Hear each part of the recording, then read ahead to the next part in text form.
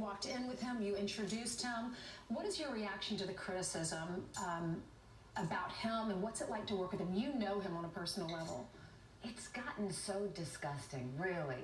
I mean, the idea that he's not mentally fit, the idea that we would be talking about the 25th Amendment, none of that is true. It couldn't be farther from the truth. You've got a president who is nonstop going all the time. The cabinet's just trying to keep up with him.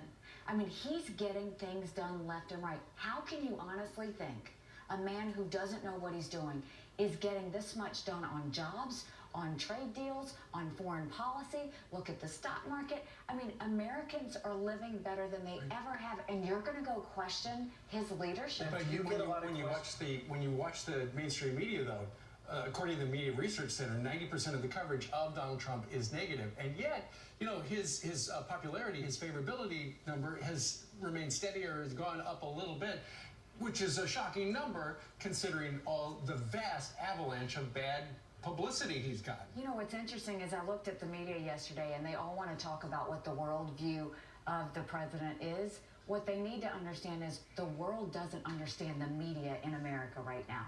Like, they see what the president's doing. That is what makes us look bad. It's when they're constantly, I was talking to a world leader yesterday. I won't name which leader it was. And he said, I can't believe that they would ever talk about impeachment, 25th Amendment. He said, do they understand this is America? Was it the South Korean president? Because he's praising him. It was not the South Korean president, but I'm telling you, leaders don't understand why this is even a conversation, and they find it dangerous for our country. But when you talk about North Korea in particular, as much as it's better than it was a year ago, you can't say that we are actually getting closer to denuclearization, can you?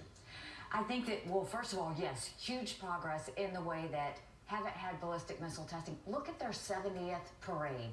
I remember a year and a half ago looking at those parades, and it was nothing but nuclear weapons back and forth. None of that this time.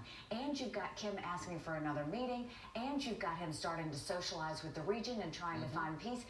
We've come a long way. We've got a long way to go, because we've got to get his confidence and trust that we're not going to attack him, and he's got to give us the trust that of course he's going to do what we say. But every leader is thanking the president for what he did on North Korea.